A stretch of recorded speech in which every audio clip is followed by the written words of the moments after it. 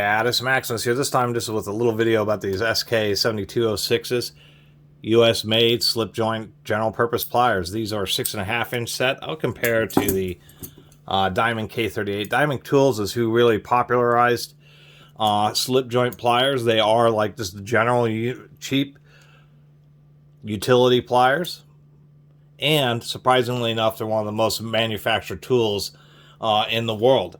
And I've done a lot of videos on slip joint pliers just because everybody has made a set of slip joint pliers. You can't really cut your teeth as a hand tool manufacturer without making a set of slip joint pliers, and SK Wayne is no exception. SK Wayne, so SK Tools, you know, they were founded, they were around for a few decades, and then they were, I don't know if it was a merger or they bought out. So in the history of SK is they've gone bankrupt, they've been bought out several times. But the SK Wayne was from the era of the first buyout or merger of SK Tools, and that's where the Wayne comes from. And they're actually a nice set. Now, Diamond, since they really popularized the slip joint pliers, they have this distinctive Diamond USA logo on them, and I've actually seen it and have shown several different brands that have been made by Diamond, different branding on them, but they all have this Diamond USA indicating that they're made by Diamond Tools. Standards of slip joint pliers would be a normal cross serrated front end, a heavily serrated midsection, and then just some bypass shears. I will say that the design versus the traditional diamonds, the diamonds, it's a little bit more straight across with the teeth, where we can see on the SK it's kind of more of a curvature and a polished chrome finish instead of just a general chrome plating like on the diamonds. Other than that, do like the handle patterning.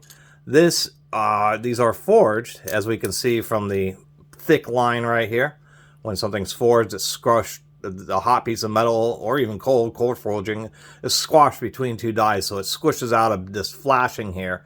And then what they do is they goes through the forge. It's usually a hammer forge. It gets hammered out, and then it moves. The same die just has a different section. You move it over, and then that ends up cutting off the flashing there. And that's how you can tell something's forged, so these are pretty decent. The handle texturing is a different option. So these handles, they're actually symmetrical, and then the only difference is one is broached with the figure 8 pattern, and the other just has a D broach for putting in the bolt. So they smash one handle, cut the flashing off, and then probably reposition it and hit it again, which gives you that texture.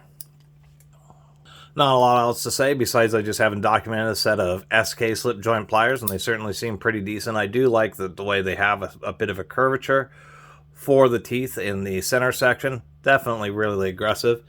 And slip joint pliers are actually they're still valid. They're just a great set of pliers to have floating around. If you do a lot of specific work, then you choose lineman's pliers or Nipex wrench pliers, a variety of different pliers. There's tons of pliers out there. But if you don't know what you need, as far as pliers are concerned, a slip joint's actually pretty decent because you just have a normal grip area, you have a really aggressive grip area, you can do kind of coarse cutting, and of course the slip joint is in order to just give you a bit more options. And as I've been beginning to point out, let's see, we have a set of Proto LA 240s. These are an old set of essentially channel locks, but they're not channel locks. These are also slip joint. They just have 5 positions. But in a set of pliers like this, it's absolutely terrible to have slip joints.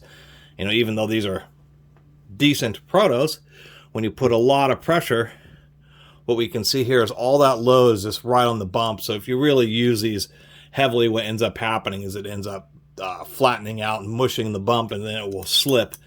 You can see how loose these are already, and that's really what made channel lock their claim to fame. Is just simply the fact of realizing that this type of joint mechanism is not very robust. It works just fine on a set of slip joint pliers. There's even kind of general pliers that have 3 positions, which is fine because you're not putting a ton of pressure on these. But bigger pliers like, say, channel locks, they realized that that's not going to work, so they did the tongue and groove, which just gives you just a whole lot more surface area and a much more secure holding. So when you're really putting a lot of pressure on it, it's not against a little bump, it's against a large track. So that's really where channel lock got their claim to fame, was just finding a better way than doing what the slip joint does. Anyway, enough of that tangent. Anyway, I think these SKs are pretty cool.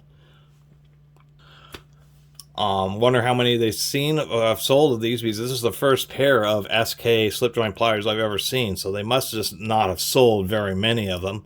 But it's still kind of cool because SK is still around today. And considering all the nice tools that they've made over the years, it's just kind of neat to show that, you know, even a famous tool company still has their obligation to make just a general set of slip joint pliers.